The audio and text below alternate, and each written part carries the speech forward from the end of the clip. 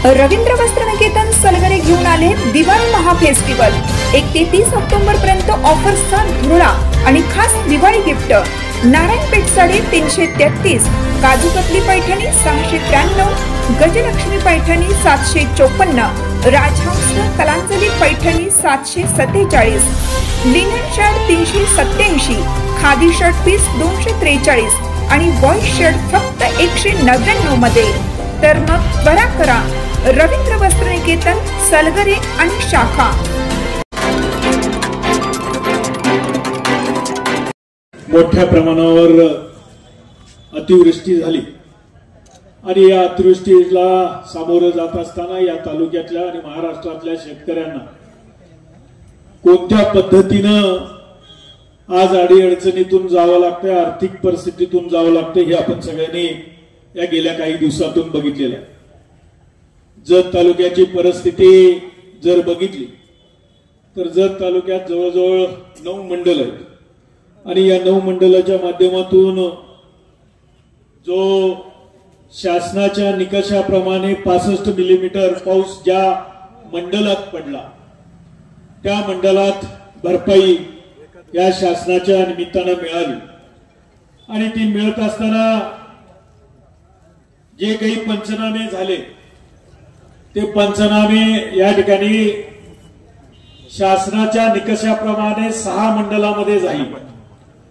मग त्यात तिकोंडी, माडगाव, वळसंग, उमदी आणि शेगाव आणि संख अशा 6 मंडलातून या ठिकाणी पंचनामे केले गेले।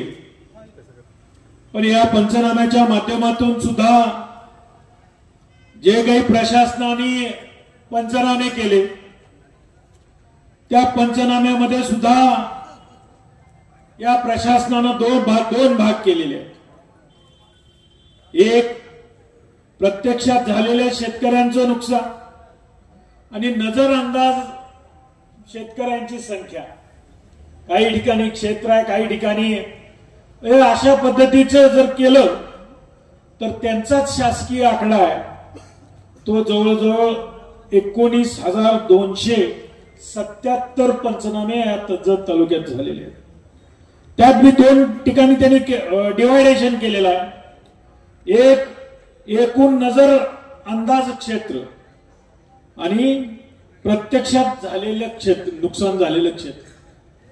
म्हणजे आमचं म्हणणं आहे की एक तर आमच्या महादेव पाटील साहेबांनी सांगितलं की या जत तालुक्यात जे काही ट्रिगर बसवले गेलेले आहेत ते ट्रिगर मला वाटतं मंडलाच्या ठिकाणी बसवले गेले।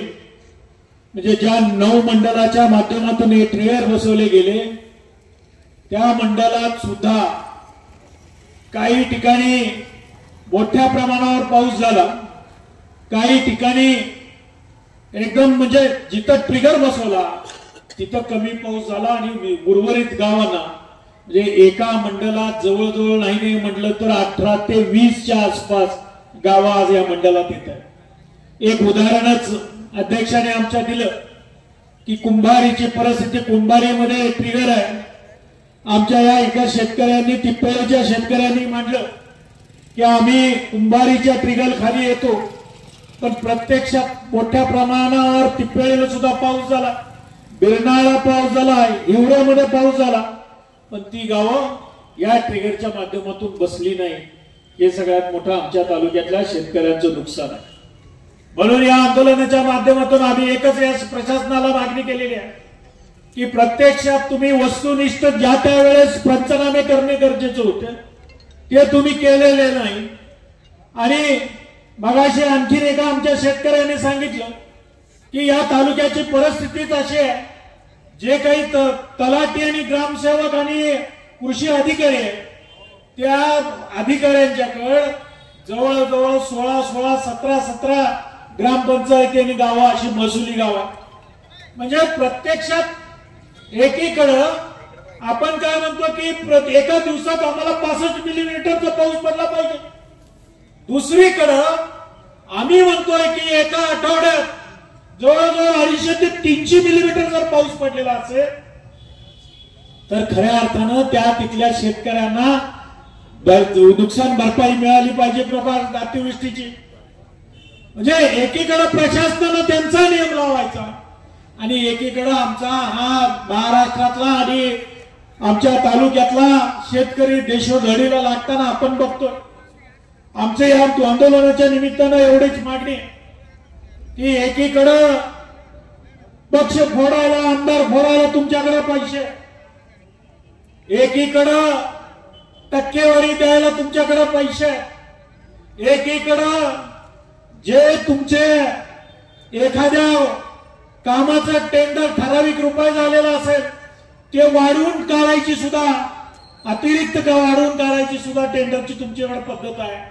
पण आज एकीकडे आपण म्हणतो की शेतकरी जगला पाहिजे, लाखाचा पोशिंदा जगला पाहिजे, पण या पोशिंद्याकडं एकेकाळी निवडणुकीच्या पूर्वी तुम्हीच आश्वासन दिलं होतं. काय आश्वासन दिलं होतं? सगळ्यांनी आमच्या शेतकरी बांधवांनी सांगितलेलं आहे की शेतकऱ्याचा उतारा कोरा कोरा कोरा.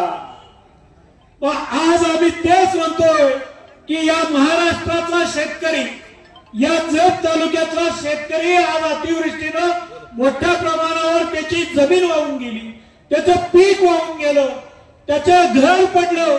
अशा परिस्थितीमध्ये हा जत तालुक्यातला शेतकरी आणि महाराष्ट्रातला शेतकरी आज तोंड देताना दिसतोय. पण आधी जे तुम्ही इलेक्शनच्या आधी जे दिलेलं वचन आहे ते आज वचन तुम्ही पूर्ण करायची खऱ्या अर्थानं या महाराष्ट्रातल्या शेतकऱ्यांना गरज आहे आणि ती तुम्ही लवकरात लवकर द्यावी अशी या निमित्तानं आम्ही मागणी केलेली आहे. आज कोरा उतारा तर झालाच पाहिजे. आज एकीकडे लाडक्या बहिणींना इलेक्शनच्या आधी जवळजवळ 47,000 कोटी दिले, ते दरवर्षी द्यावे लागणार. एकीकडे 47,000 कोटी जर तुम्हाला तरतूद करायला, एकीकडं आमचे उपमुख्यमंत्री सांगतायत की आमच्याकडे आर्थिक परिस्थिती नाही आहे. बघा आज तुम्ही जे काही दौरे करताय, पाहणीचे दौरे करताय, तिथं मग तुम्हाला काय अधिकार आहे की तुम्हाला दौरे करायचा अधिकारच नाही आहे. आणि त्या शेतकऱ्यांनी तिथल्या एखादा प्रश्न विचारल्यानंतर तुम्ही सांगताय की आमची आर्थिक परिस्थिती नाही. म्हणजे या महाराष्ट्रातल्या आणि जत तालुक्यातल्या शेतकऱ्यांची चेष्टा या निमित्तानं हे प्रशासनाच्या माध्यमातून हे राज्य सरकार करतंय अशी या निमित्तानं आम्हाला म्हणायचं. एकीकडे काय म्हणतोय की जाती जातीमध्ये धर्मामध्ये तेढ निर्माण करण्याचं काम आज या निमित्तानं या सत्ताधारी जी लोक संविधानिक पदावर बसलेली आहेत त्या संविधानिक पदावर बसलेल्या लोकांच्याकडनं अशा पद्धतीची वल्गना होते. ही जर वल्गना होत असेल आणि याचा वेगळा अर्थ जर काढून त्याच्यावर परत या महाराष्ट्रातल्या सर्वसामान्य शेतकऱ्यांचं राज्य जर केंद्रित करणार असा तर या येणाऱ्या काळात या महाराष्ट्रातला शेतकरी तुम्हाला धडा शिकवल्याशिवाय राहणार नाही.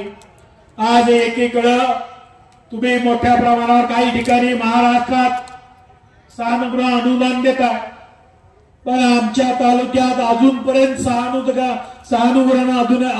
अनुदान या ठिकाणी मिळालेलं नाही. Press the bell icon on the video and never miss another update.